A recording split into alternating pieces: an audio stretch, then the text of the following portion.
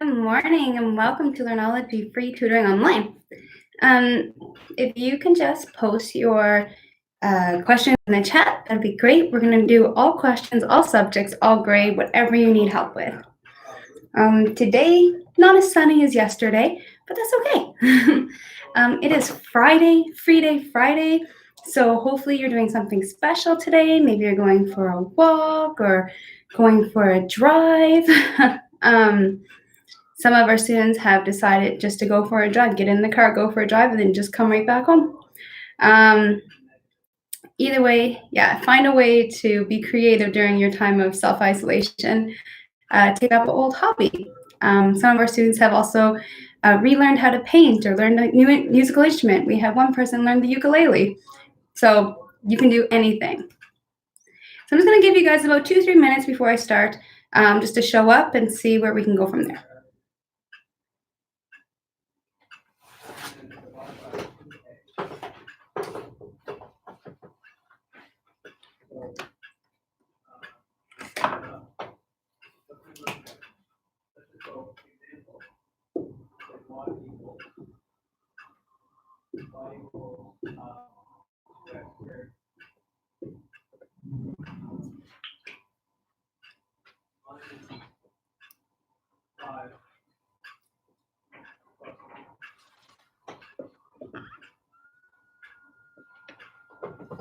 And so right now, while we're waiting, I'm going to start with an LCM question because I know a lot of my grade 10s are going through this right now.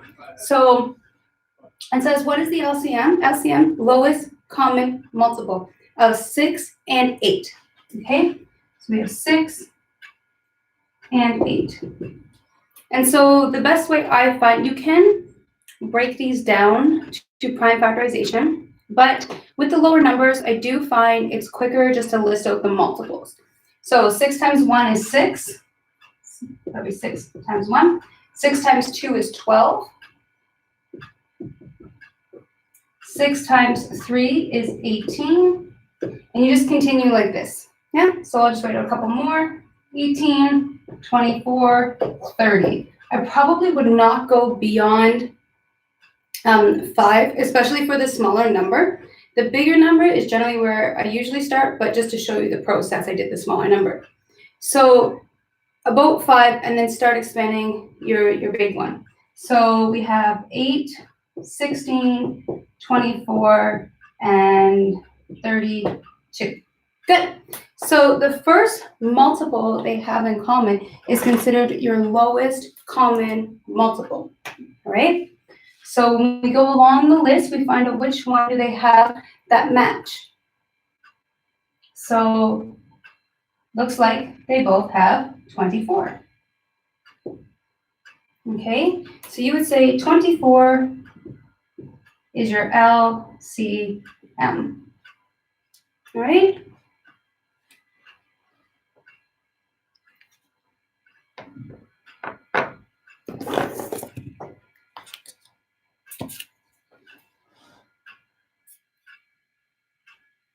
Any questions on that? No? Good? Okay. So along with LCM, I'm just going to go back and review the GCF. So the GCF, we had numbers like 16 and, I don't know, let's say 12. And I want to know their greatest common factor. All I need to do is do the prime factorization of each number. So I'm going to give you a moment to do that.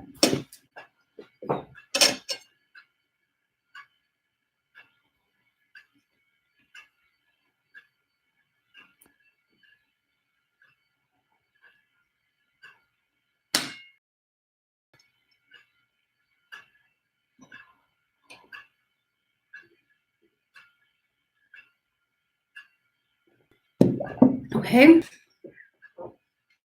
We find, so prime factorization is basically breaking down the number into prime factors. So the first prime factor is 2.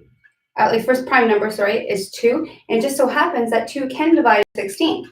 So I'm going to use that. So 2 and 2 times 8 is 16. I can't leave 8 the way it was because it is a composite number. We need to get down to prime numbers here. So I break down 8, 2, and 4. Again, 4 is a composite number, so I'm going to break 4 down. So this comes to 2 and 2. All right? And so 16 is 2, so I'll just circle them here.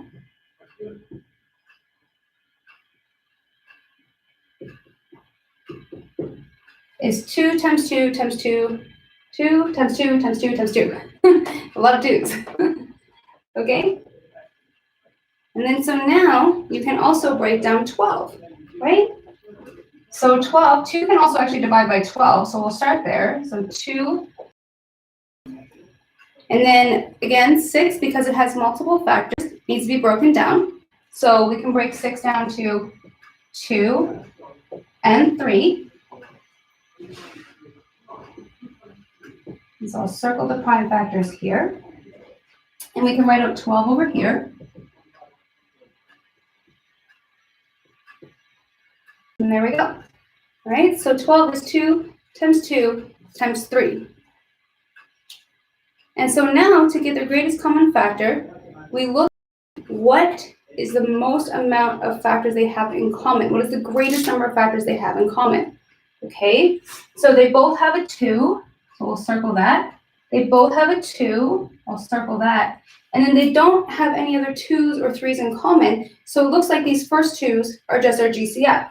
So we see the GCF, your greatest common factor, is going to be 2 times 2, which is 4.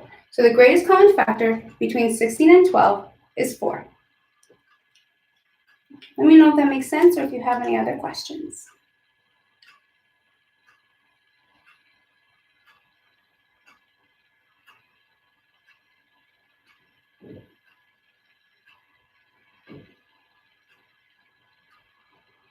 Okay, good.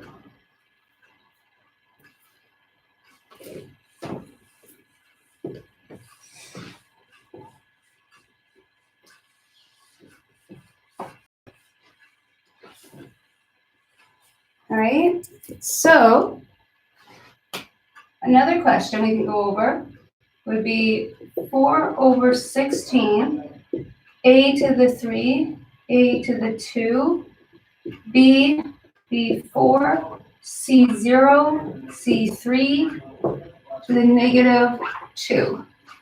Okay, so we will look at this question now. So if we were to follow the order of bed mass,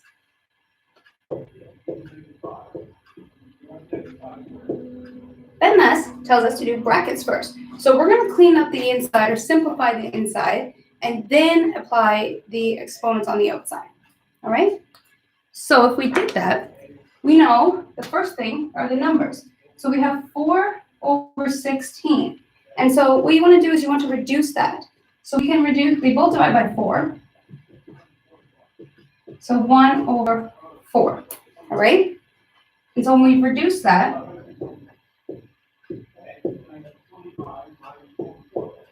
okay, we get this.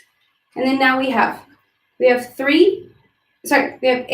and a divided by each other. All right? And so we want to combine those letters together. When we have two bases that are the same and they're divided, we subtract the exponents. So 3 minus 2 is positive 1. So we put the a on the top. You don't have to put the 1, but we can. Then we have the b's. Okay, and we have b to the 1 and b to the 4. So b to the 1 minus 4 is b to the negative 3. Because it is negative, I'm going to automatically put it on the bottom. When I put it on the bottom, it becomes a positive 3. Because remember, the negative just means flip the base. Yeah? Then we have the c's. Those are my only letters left over. Okay? And so, again, they're the same, so we subtract the exponents. We have 0 minus 3. giving us a -3. Because it is negative, we put it on the bottom. And it becomes positive. So I'll just erase this to get it out of our way. Now, the -2 tells us to flip the base. So we're going to flip the base. We get 4b3c3 over 1a, and now this is all squared. And that exponent turned positive. Then we're going to apply the 2 into every single number and letter. So we have 4 squared, which is 16. That is not 4 times 2. It is 4 times 4. There's 2 of them. Okay, it is 16. Then we have 3 to the power of 2. So this is a power to a power. This is our product rule. So we have 3 times 2 is 6. So we have b to the 6. And the same thing for c, just because they're both 3. Okay, so 3 to the 2 is c to the 6. Then we have 1 squared. 1 squared is just 1. And so we can put it if you want, you don't have to. And then you have a, and technically there's a 1 here. So it's 1 times 2, which is just 2. All right, and that's your answer. You don't have to go further. The only thing you would have to go further is if you found that there was more to simplify. But because we simplified at the beginning, it does help that the likelihood we have to simplify at the end is not as big, or at least we won't have as big numbers. Okay, so I'm going to wait a couple minutes, and let me know if you have any questions. Post them in the chat, and we'll go from there.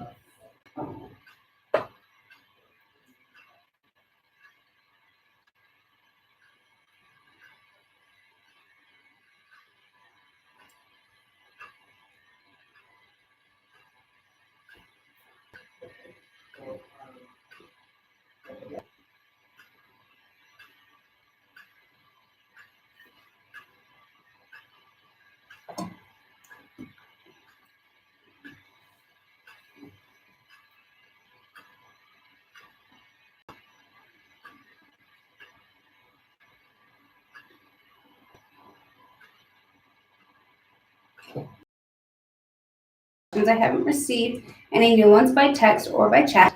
So I'm going to sign off for today. But if you do have any questions, you can always get a hold of me through direct message on YouTube, Facebook, Instagram, Twitter at Learnology Zone, and also by email at learnologyzone@gmail.com. Thank you. Have a great, wonderful weekend.